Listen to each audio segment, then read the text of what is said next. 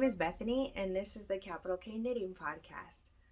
I am late getting this podcast episode out, and it's for a very good reason. I contracted COVID a couple of weeks ago, and was truly awful. But I'm much better now, and so I am able to record and not feel like death. So thank you to those of you who have still been interacting with videos and with me on Instagram and things like that. It was very encouraging during that time, and I really appreciate you. So what we normally do around here is I will talk through the things that I've finished, the things that I'm working on, the things that I've purchased. I'm not sponsored by anything at all, and I don't plan to be. I always buy what I'm interested in trying because I really just want to be able to tell you if it's worth your money. I feel like when you haven't actually purchased it, sometimes it's hard to accurately and honestly evaluate that. So anyway, if you have any questions about anything that I talk about, I have links to my Ravelry project pages below in the description box. And if I mention any shops or anything like that, those links will be below as well. So let's dive in. Oh my goodness, I'm so glad to be feeling better enough to be talking about, to have the stamina to sit and talk for a while about all the critical minutia about knitting projects. Oh my goodness. So what I'm wearing, this is the Dad sweater by Emily Curtis. This was a test knit that I did for that sweater. It is so comfy, so great, such a great sweatshirt-esque sweater. It's really good. Oh, I like it very, very much. It is the last sweater that I finished last year, and I've been enjoying wearing it a lot. This is my muscle barrel hat. I finished that at the end of 2021, and I've just been wearing it pretty much constantly since then. I'm in the process of making another one now, which is great, because I'd like to have more of them, so that's good. Okay, let's dive into finished objects.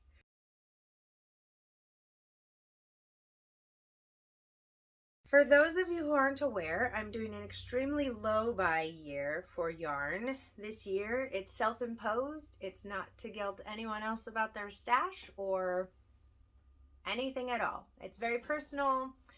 It's just about my mental bandwidth and how I react to having as much yarn as I have right now.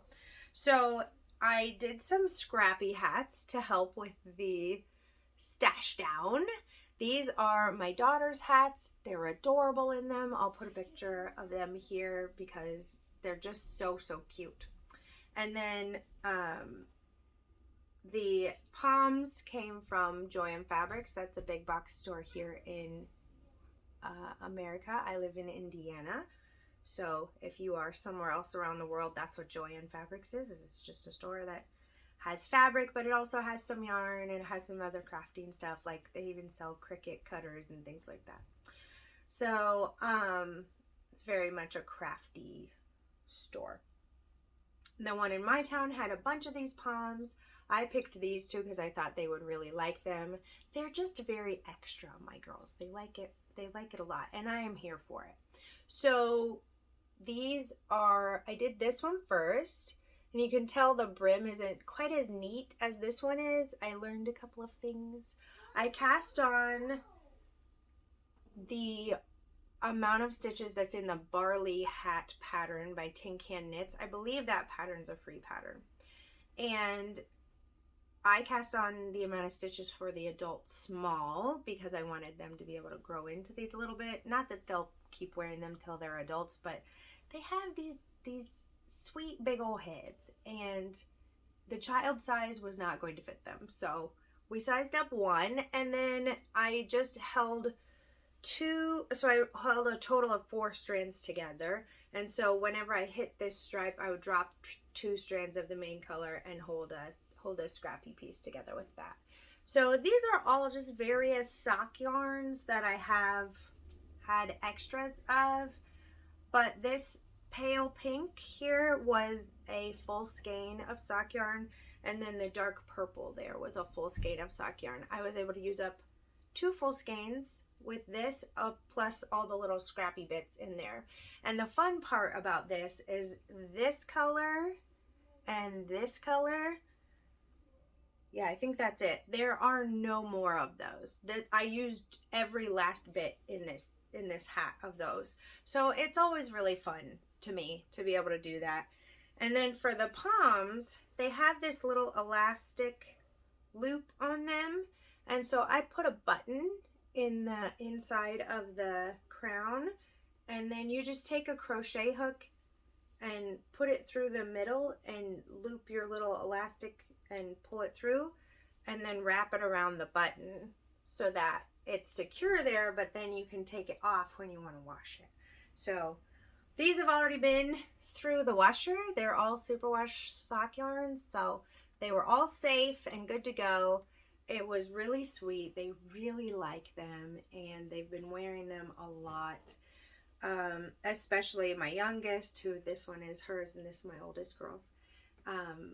They picked the different stripes, they picked their pom-poms, they picked a lot of things together. And then the third thing that I finished were these little mittens. Look at how small they are. My goodness, they're so cute. This yarn is Knitting Nakabi's DK weight yarn in the color Snozberries. Here, it says here what it's dyed with. She dyes everything naturally. All her yarns are non-superwash and they're dyed naturally. So I just think they're really, really nice. They're so soft. I don't know if you've had a lot of non-superwash yarn in your hands, but some of it can feel really rustic, but this is like buttery. Her base is just so buttery.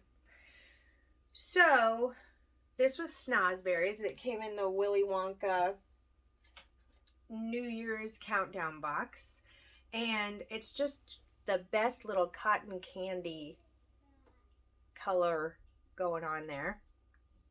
These were so cute to knit up.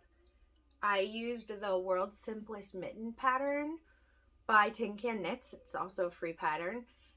But I was planning on doing a double thick mitten cuff. I did that with my other 2 children that I knit their mittens before Christmas.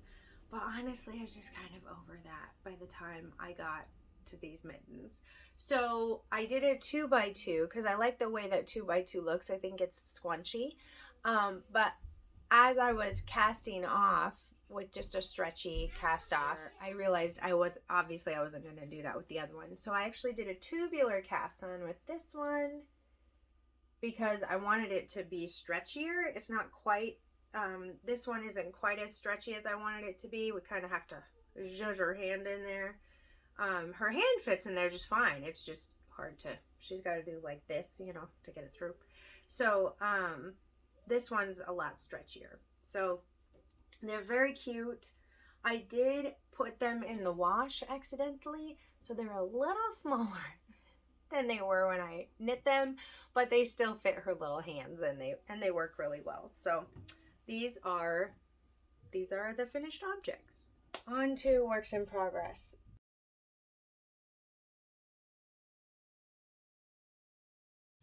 I have another set of mittens that I'm finishing. This is the last pair for my youngest son. These actually look bigger than the ones I made for my daughter.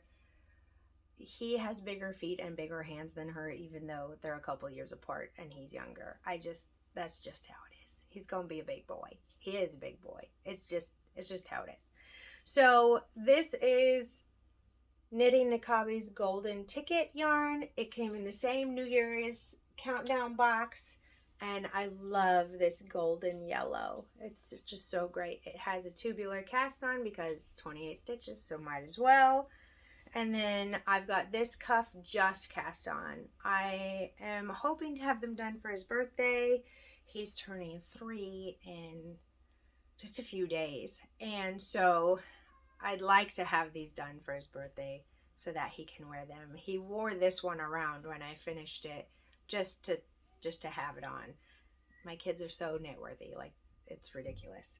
So these are 50 gram skeins that came in the box. I had a bit left after my daughter's mittens, so I'm not sure. Yeah, I'm not sure what I'm going to do with the scraps for that. I have been thinking through, maybe I would incorporate them into a cowl or something. I'm still thinking about it. But yeah, these are going to be done relatively soon. Honestly, the ribbing is what takes me the longest. Doing 22 rows of ribbing, which is my chosen number. I don't even know how much the Tin Can Knits pattern tells you to do with the ribbing. This is just long enough that it fits under their coat cuff. But once I get through the ribbing, it kind of flies. So it's only 22 rows of ribbing on a 28 stitch circumference, but it's so small and it's kind of annoying. So it shouldn't be less annoying to knit something bigger, but it feels that way right now. So anyway, I'm going to be getting these done for his birthday, so hopefully you'll be able to see them next time. If he hasn't, hidden them somewhere at that point. Because often the finished objects that we have enter circulation immediately. I have 3 sweaters on the needles. My plan was to only have 2 at a time. And one would be a pullover and one would be a cardigan because I wanted to put more cardigans into my wardrobe this year. Which I did early on in January. And then Tashi in our Discord group was talking about how she had this half-finished ranunculus when she was going through her works in progress, or more like unfinished object. What do I want to say? Review video, and she was looking at it and thinking, why isn't this done? Like, it's close to being done. Why didn't I finish it? But we were talking about doing a like really tiny late to the party ranunculus knit along. So I cast that on and I'm really happy I did. I think it's going to be really great. So I'm trying to find the front. There are short rows in the back and the front so that the yoke will be more visible, and I think that's just fine. I do wonder about the fit though, whether the back will be as long as I want it to be. So I might have to adjust that later. I'm not sure. But this is so pretty to me. I'm so glad that I jumped on it and did it. I had thought about it for a long time, and then I was thinking, oh, I'll just do it. And then I watched a Lovely Yarn podcast, and she had knit one up, and she said she usually doesn't go with all the hype, with everything. In fact, she's kind of anti-hype, and I'm the same way. If there's like a ton of hype around something, I actually wait a little bit because I don't want to get caught up in the craziness of it and then end up having a thing I don't wear. So I think this is going to go really well. I think this is going to be a really great knit. You can see the yoke here is all done. I just have a few more increases to do. It goes from a round yoke situation to some raglan increases here. So I have 17 rows left before I split for sleeves. I already tried it on to make sure that that is the rate at which I need to be increasing and doing things. So I'm really pleased with it. This is a cotton yarn, and I haven't worked with cotton in a really long time.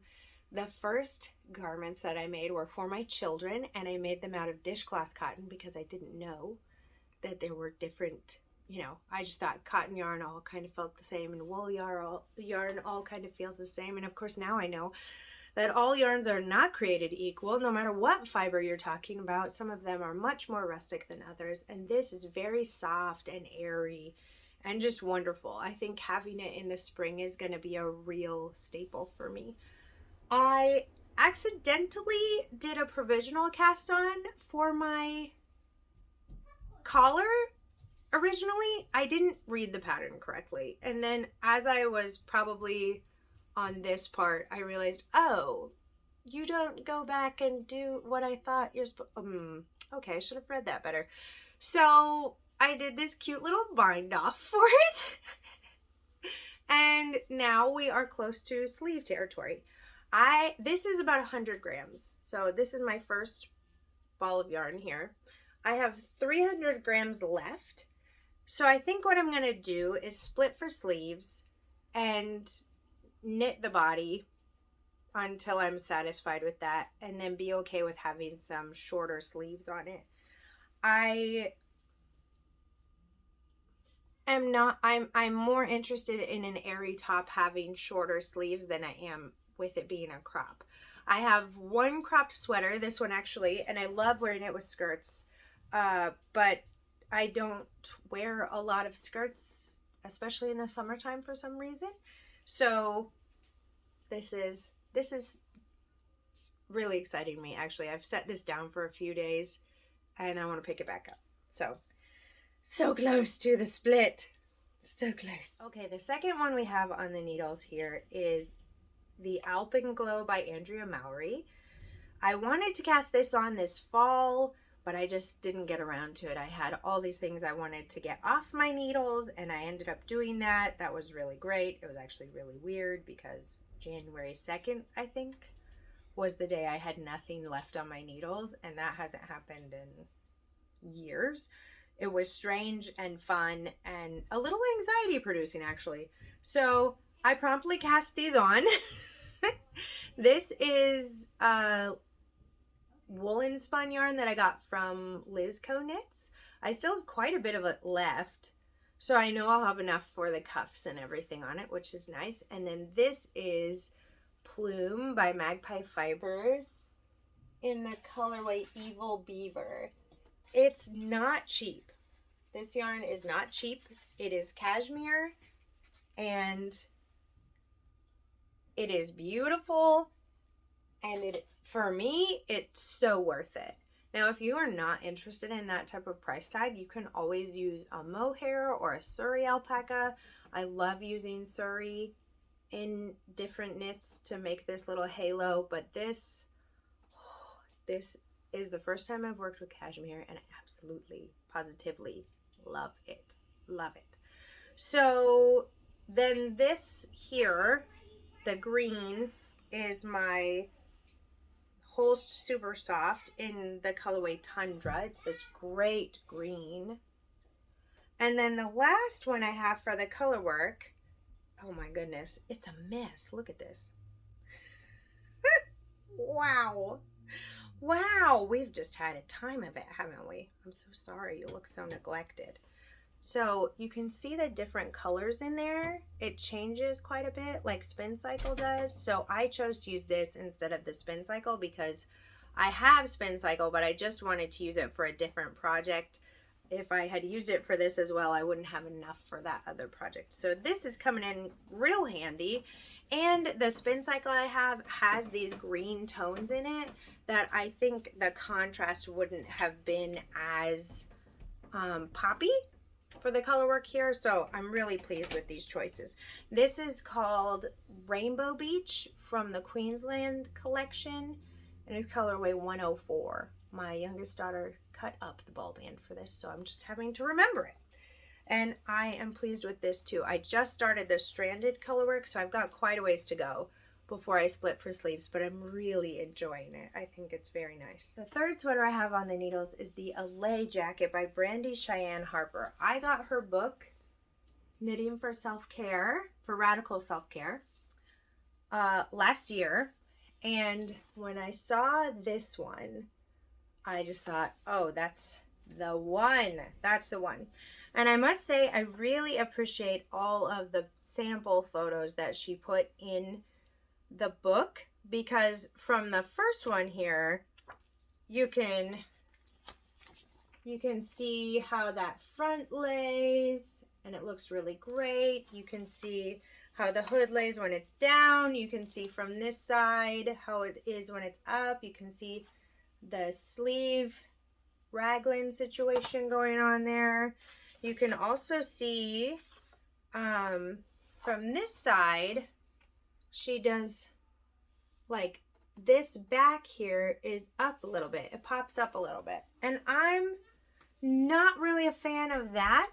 So I'm not sure if I'm going to be changing the construction completely, which is what I'm leaning towards, or of the back, or of just adding some short rows somehow, somewhere. There's that. So here's what I'm leaning towards. The first thing you do is you construct the hood. And what she's dealing with is a, I believe, extra bulky yarn, which is 76 yards per 100 grams. What I'm dealing with is over 100 yards per gram per 100 grams, which means it's more of just a regular bulky, maybe Aran weight yarn. So we have this big, awesome hood, right? And when it blocks out, it's going to be a little drapier than it is right now. But we have this big, awesome hood. And this took 3 and a bit of my 5 skeins that I have. Now, you might be wondering, Bethany, why would you only have 5 skeins? That doesn't make any sense. In the pattern, it says that it's going to take quite a few. That is true. That is true. And I bought the yarn for a different pattern originally. So I thought, oh, this is a bulky yarn. This will be great. Maybe I'll do a cropped version or something like that. But I'm not going to be doing that. I think I'm actually going to do a sleeveless version. So what I'm attempting to do is a bit of a drop shoulder sleeveless situation, but I want it to be kind of longer, which means that I probably am going to have to buy some yarn. And in the low buy exceptions, being able to finish a project by buying the yarn that I need is okay. It's an acceptable thing to do, because buying more yarn is not ideal, but buying yarn so that I can get these 5 skeins out of my stash is great. So I cast on 30 stitches for the collar here because I don't need it to be, you know, super big, the collar. And then I'm going to somehow fix the hood, affix the hood to, I think it's this way. I think this is the right side. Affix the hood to the back. And then in the pattern, the way that it looks is she has this part here.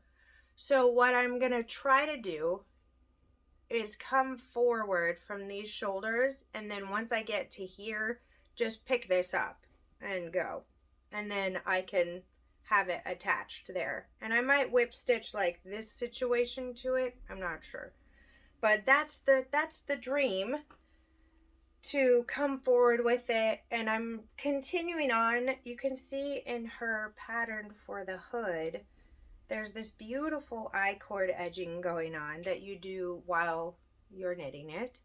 And then there are these brioche accent stitches that go through it.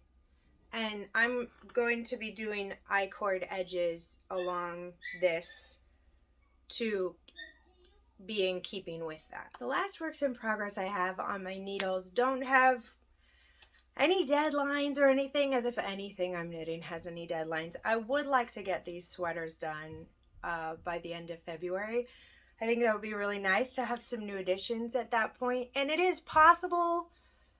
Don't know if it's plausible, but it's possible. So that's the goal, is to try and get those done, because then I'll have 3 sweaters finished and be able to look forward to the next sweater quantities that I want to deal with.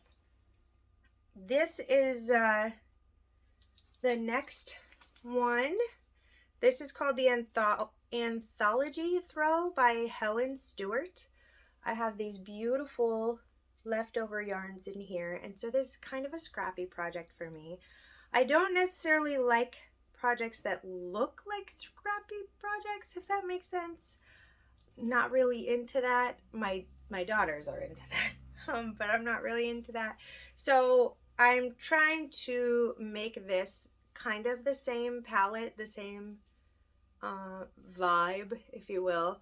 So this is actually what was left over from my Musselburgh. This is some leftover hand spun that I had from mitts that I made for my sister. Not my hand spun. I bought it at Connor Prairie. And then I don't spin yet. I don't spin yet. And this is some of that Liz Co Knits yarn that was at the top of the Alpenglow sweater. And that's kind of all I have right now with this. Is I would like it to be non-superwash yarns that are just leftovers, and I don't have any more of those at this very moment. I will later on in the year. So this is just going to be hanging on my wall for a little bit until I have more to add to it. So it's a very long-term situation for me, and that's okay with me. The next whip that I have on my needles is a Musselburgh hat. I would like to have another one. I'd like it to be longer so that I can fold the brim and have it like, you know, be double thick. I think that would be nice. This is a merino cashmere nylon sock base by Annie Perrin. This came from her Encanto collection. Those are my kids in the next room talking to each other. This one is called Surface Pressure, which of course is in reference to Luisa's song. I identify with Luisa quite a lot, and that whole movie makes me cry. So I bought this colorway and the We Don't Talk About Bruno colorway, and they have both been a joy to work with. They're very lovely. I have this on a 2.75 millimeter needle, and that is, you know, just my choice. With the Musselburgh hat, you kind of choose your own adventure with needle size. It doesn't have a suggested needle size for you, and that's because everyone's gauge is different, and the pattern is actually based on your gauge, like stitches per inch, which when you're first starting out and if you look at a pattern like that, you might be like, I don't even know what the heck, man. How am I even supposed to, because that's how I felt. I was like, how am I even supposed to know what I'm supposed to start out with? But if you know the fabric that you like, if you know, okay, I knit socks on a 2.25 millimeter needle, and I like that fabric for socks, I probably want it a little drapier than that for a hat, then you can go up to a 2.5, 2.75. It's all up to you. You can figure it out. I believe in you. It'll be all right. This is just barely started. My husband likes to call the starts of these hats little yarmulkes, especially when they're just like done with the increases. I've been working on this a little bit. I just take it around with me when I'm out and about waiting for stuff. So it probably won't get finished as soon as I want it. But these little rusty bits in there, oh, I like those a lot. Those are just lovely. And there are these dark blue parts and this like greener blue. I am really, really liking it a lot. So that may be the new hat that I obsess about and wear all the time when it's done. The last whip that I have on the needles is a pair of socks. Now I knit mine two at a time, or two at a time concurrently on different needles.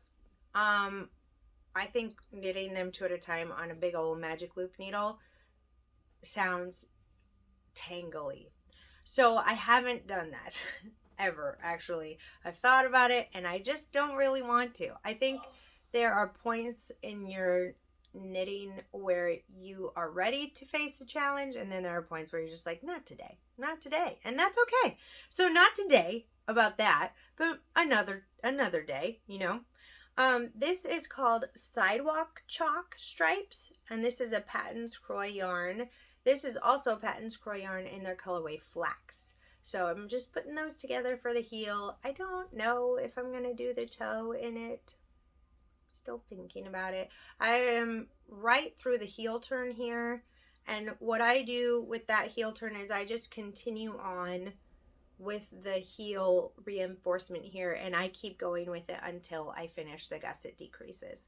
These obviously are cuffed down, but you can do it with toe up heel constructions as well. You know, just start where you want that reinforcement to be and then go up to the top of the heel there.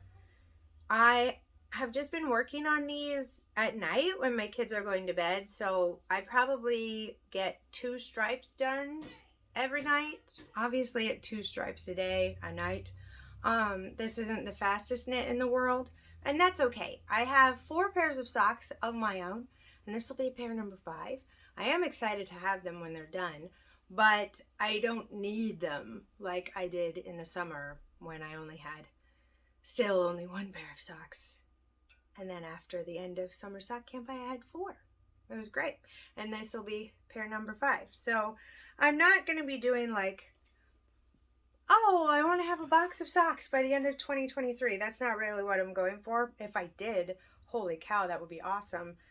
But I'm just, usually I need something, I want something that's just a stockinette project that I can bring with me. So the muscle barrel hat is one. This is another one. After I'm done with my son's mittens, I'm probably going to cast on a 1/2 and 1/2 wrap as well. So that'll be another one. And those don't have really I don't have a fire under me to finish those up. And as you can see, I did a 2x2 and a 1x1 here. Once again, by accident. I didn't remember what I did. So I just did that, which is fine. That's what I did with my first pair of socks ever. And so it's great. Okay, and the last part of today's knitting chat is acquisitions.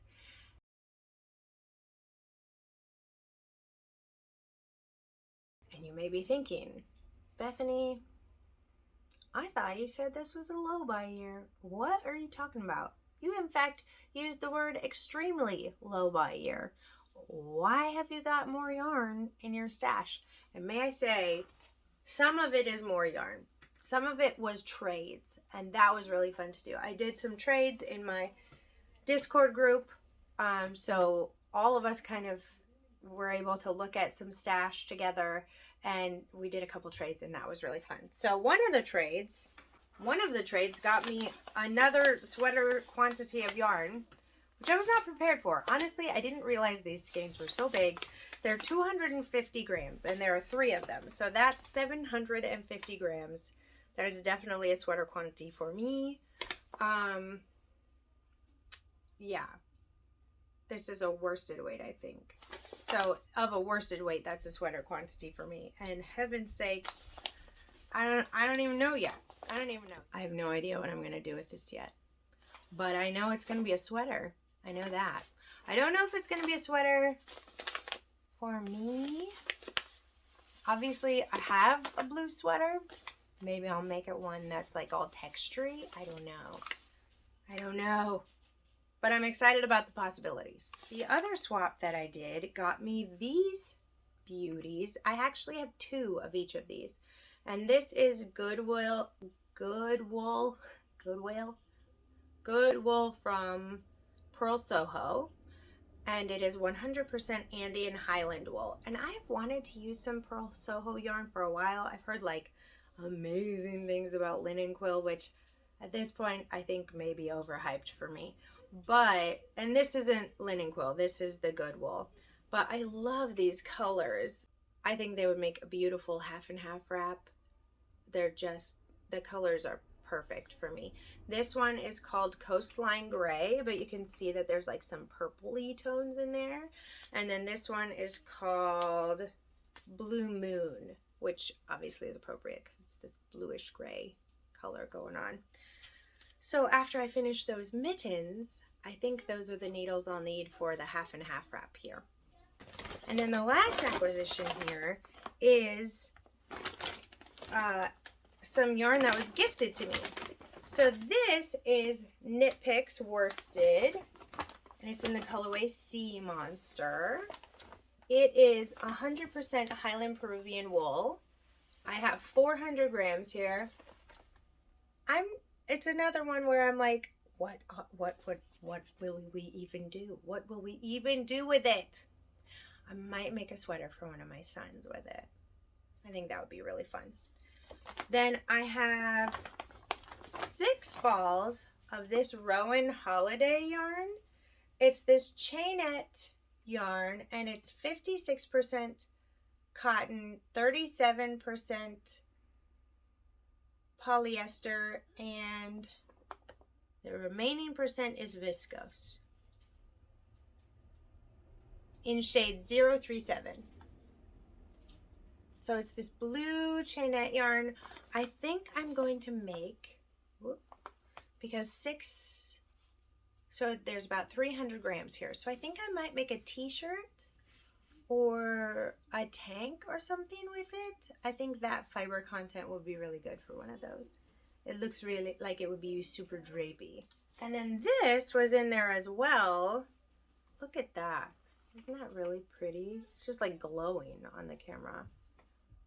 It's got these bits of like, there's like little hairs that are black and brown even amongst the white. It's just really pretty. So this is 100% New Zealand wool. And the shade is called Birch. And then it looks like it originally came in a 250 gram skein, but this looks like it's about 100 maybe. I haven't weighed it yet. That looks about right for that. And it says it's an 8-ply. I'm gonna have to look up what that is in, I think it's British terms. I don't know what that means. I know a 4-ply is like close to a fingering weight, but would an 8-ply then be a DK? I'm gonna have to look that up before I make some decisions. And the last thing I got was the Guernsey knitting source book. I'm gonna be casting on a Guernsey sweater for my father. He has almost entirely a Scottish heritage, and so I think it would be really meaningful if I made him a sweater that had stitch patterns that tie back to the area of Scotland where his ancestors came from. They still have a castle there called Hunterston Castle, and he's been there, and he's just a genealogy nerd, and so it was really fun talking to him about like, okay, so which region are your people from, and like what does that look like? And because there are all these stitch patterns in here, they come with charts and like an example of what they look like, and they are all tied back to a certain region. So here they have like this whole map here of England here and Scotland up here, and the different patterns, stitch patterns, you can tie them back to these different places. So his people hail from right here. So it's been really fun to just look at it and plan, and I'm not entirely sure when I'll be casting it on. I think I will need to make it in a superwash yarn for it to be mistake proof. So I'm really stoked about casting this on. I don't know when I'll have it done. I'll have to plan quite a bit, I think. I do know which pattern I'd like to use as like kind of a template for stitch counts and things like that, but we'll see if that stays that way. Well, that is all, friends. Thank you so much for being patient while my kids are playing in the next room. I'm sure you heard them, and because I did. And if you made it to the end of the podcast, leave me an emoji or something in the comments. I love knowing who got to the end. And I'd love to see anything you're knitting on. Like, tag me on Instagram or send me a message or something about what you're working on. I love just chatting about projects and why you made the choices you made. And it just really helps me be a better knitter when I see other people's projects, which was kind of the whole point of starting this podcast a couple years ago. So I'll see you next time. Happy knitting.